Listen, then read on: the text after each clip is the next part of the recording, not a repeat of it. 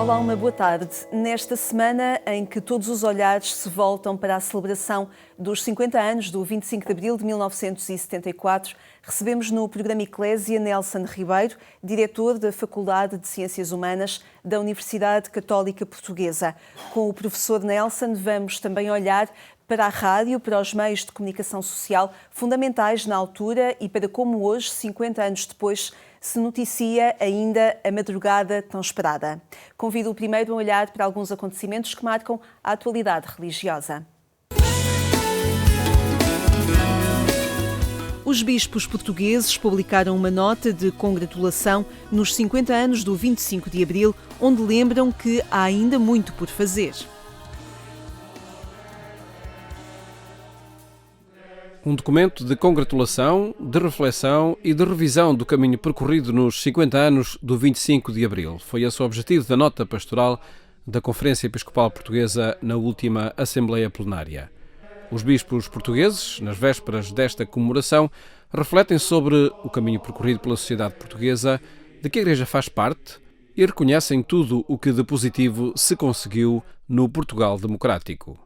Nas vésperas da comemoração dos 50 anos da Revolução de 25 de Abril, a Assembleia aprovou uma nota pastoral de congratulação que reflete o caminho percorrido pela sociedade portuguesa, de que a Igreja faz parte, e reconhece tudo o que de positivo se conseguiu no Portugal democrático. Passados 50 anos do 25 de Abril, a Conferência Episcopal Portuguesa afirma que se pode e deve reconhecer tudo quanto se conseguiu de positivo no Portugal democrático. A liberdade política, o fim da guerra em África, a dedicação cívica das pessoas, das autarquias, ao Estado, da vida nacional à integração europeia.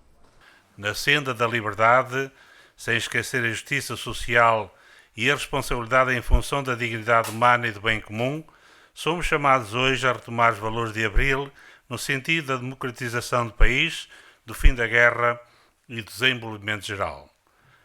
Há ainda muito por fazer para que os fundamentos da democracia não sejam postos em causa. Os bispos portugueses pedem que se retomem as intenções dos autores do 25 de Abril, no sentido da democratização do país, do fim da guerra e do desenvolvimento geral.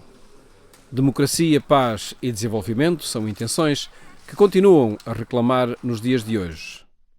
No que à democracia diz respeito, necessário é que ela conte com a liberdade e a responsabilidade dos cidadãos devidamente respeitados e estimulados para um incremento do bem comum. No que à paz diz respeito, lembremos que ela é fruto de justiça, dando a cada um o que lhe é devido para viver e conviver dignamente. Isto mesmo a nível pessoal e também de grupos sociais, étnicos ou povos, todos com direito à respectiva identidade e autonomia. Quanto ao desenvolvimento, lembremos que ele se ativa em cada pessoa respeitada e atendida, no que requer para ser livre, criativa e responsável nas diversas projeções do seu ser.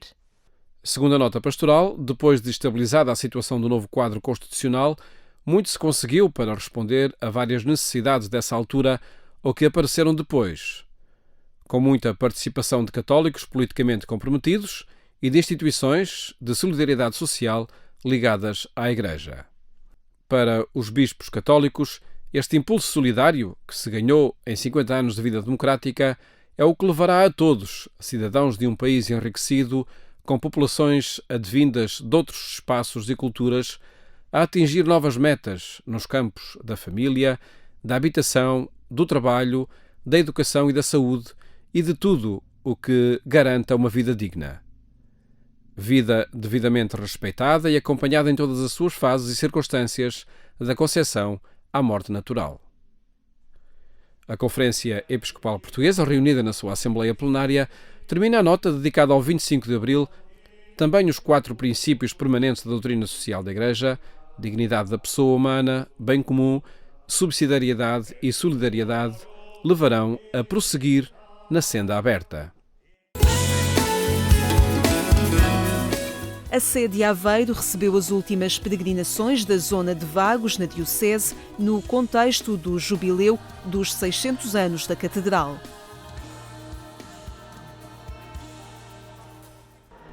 No fim de semana de 13 e 14 de abril, realizaram-se as últimas 2 peregrinações à sede de cada arciprestado da Diocese de Aveiro, a propósito do jubileu dos 600 anos da Catedral. No sábado, foi a vez do arciprestado de Vagos, que, à semelhança das outras peregrinações, terminou o dia com uma missa celebrada pelo bispo diocesano. Até este momento, os sacerdotes têm vindo todos, acompanhando as suas paróquias, de todos os arciprestados, e mais ou menos a média por arciprestado tem sido à volta de 500, 600 participantes em cada peregrinação. Um elevado número de jovens tem aderido às peregrinações, que, segundo o bispo de Aveiro, se desenrolam todas da mesma forma, ressaltando a visita ao túmulo de Santa Joana, padroeira da Diocese, como um dos pontos altos. E a peregrinação começa sempre na Igreja da Misericórdia, porque em 1774, quando foi criada a Diocese de Aveiro, podemos dizer na primeira etapa da sua existência, a Igreja da Misericórdia foi a catedral da Diocese, onde estão sepultados os primeiros 2 bispos. Depois, a Diocese foi extinta no século XIX e foi restaurada em 1938.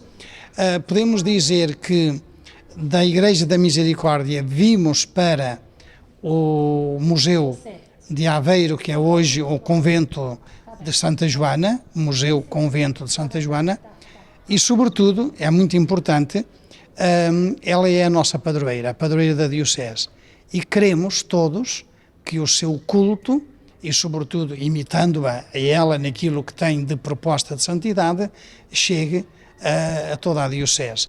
As peregrinações acontecem no âmbito dos 600 anos do lançamento da primeira pedra da igreja, que hoje é a Catedral de Aveiro, celebrados no dia 13 de maio de 2023. É essa a razão do jubileu. Mas aquilo que nos levou a pedir a graça do jubileu e a realizá-lo foi na linha da sinodalidade que temos vindo a construir na Diocese, que o jubileu fosse um tempo de festa, mas um tempo de caminhada em conjunto. E então, este ano pastoral foi o jubileu que marcou os grandes momentos celebrativos e as etapas pastorais da Diocese.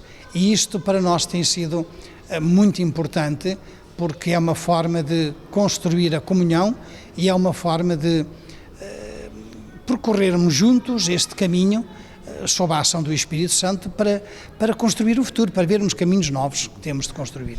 A grande festa de encerramento deste ano jubilar acontece no dia 11 de maio, em Aveiro.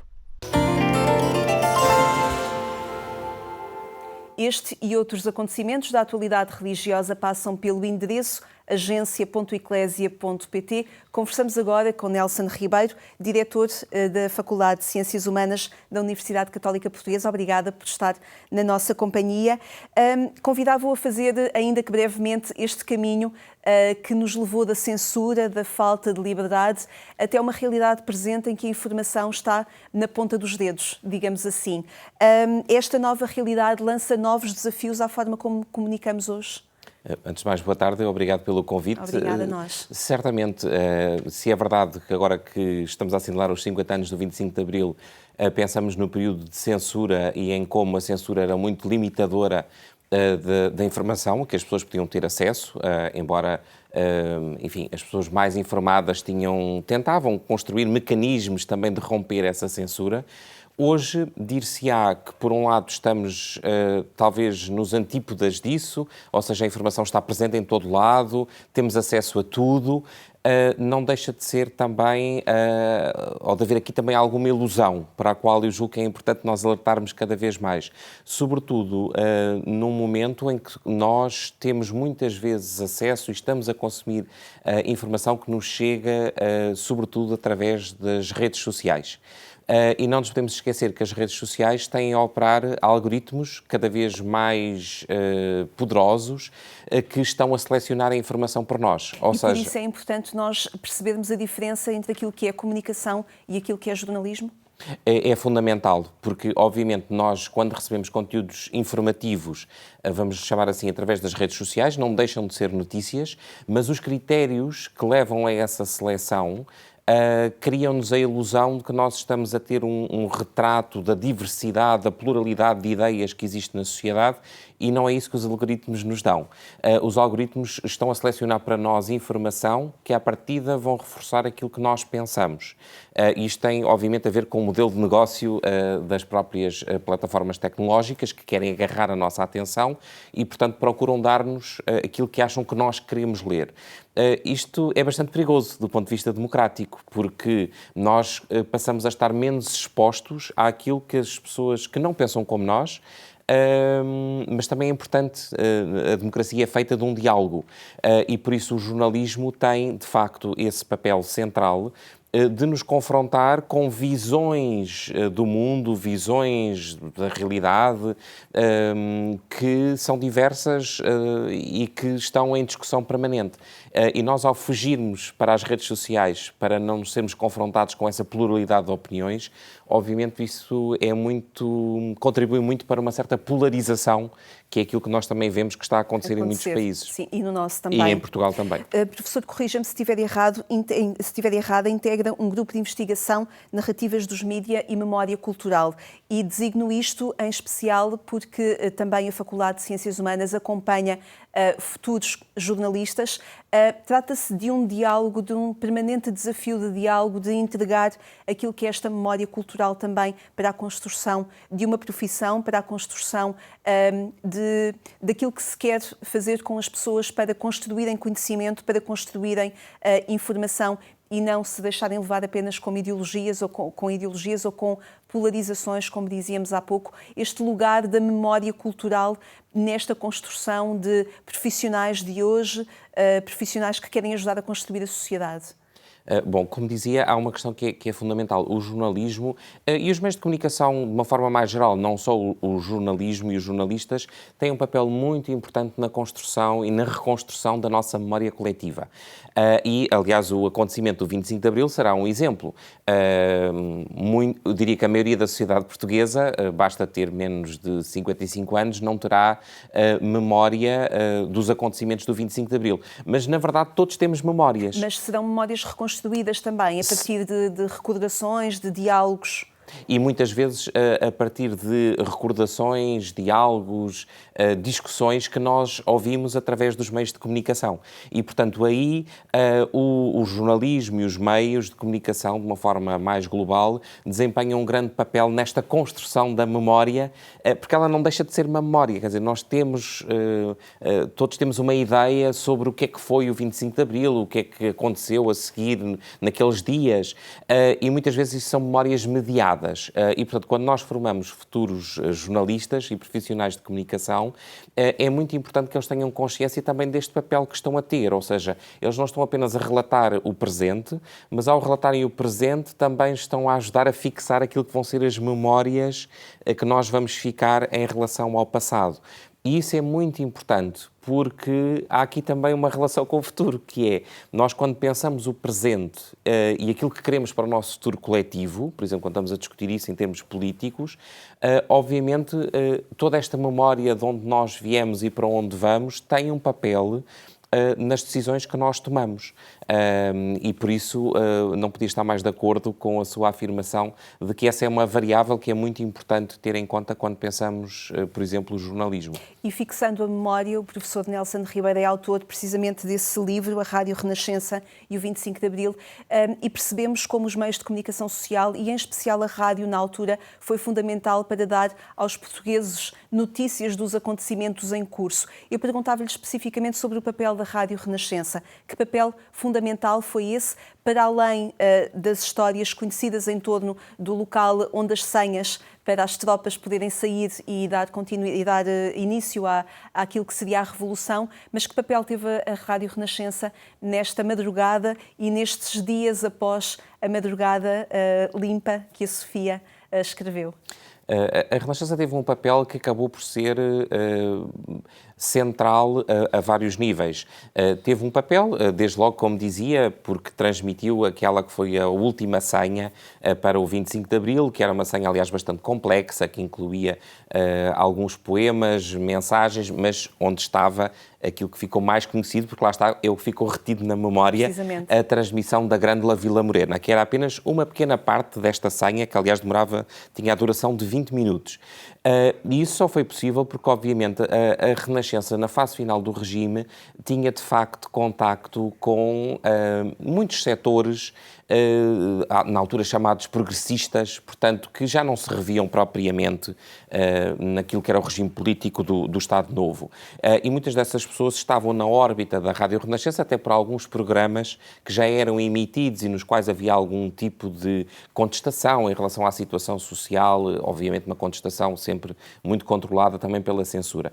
No pós da data de 25 de Abril, a Renascença acabaria também por ser uma espécie de símbolo daquilo que foi um debate e uma luta que se travou na sociedade portuguesa entre as forças que pretendiam a instauração de um regime democrático em Portugal versus as forças de extrema-esquerda que pretendiam que Portugal se transformasse num regime mais na orla da União Soviética. E aí a ocupação da própria Rádio Renascença também é simbólica nessa tentativa que o professor Nelson fala. Culminou exatamente na ocupação dos estúdios e também de alguns emissores em maio de 1975, quando efetivamente o Conselho de Gerência deixa de conseguir controlar aquilo que é emitido e, portanto, a emissão passa a ser controlada por um pequeno grupo de trabalhadores. Enfim, depois há ainda uma discussão se com o apoio interno ou não de elementos externos à própria estação,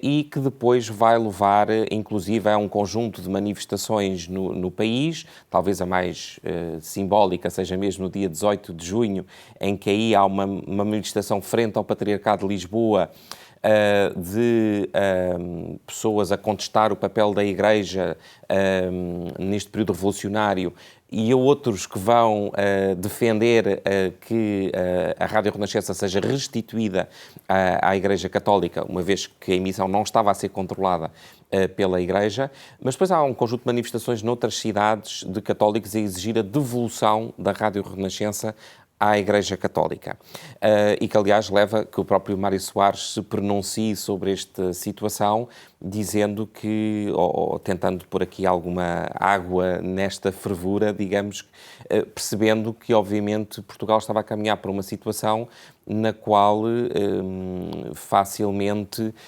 elementos sobretudo ligados à extrema-esquerda, pretendiam controlar um conjunto de meios de comunicação para além da Rádio Renascença. E a Rádio Renascença tem, de facto, depois um papel fundamental pós-novembro de 1975, até para acompanhar, serenar, informar aquilo que era a nova construção social, aquilo que era uma mudança a ser operada?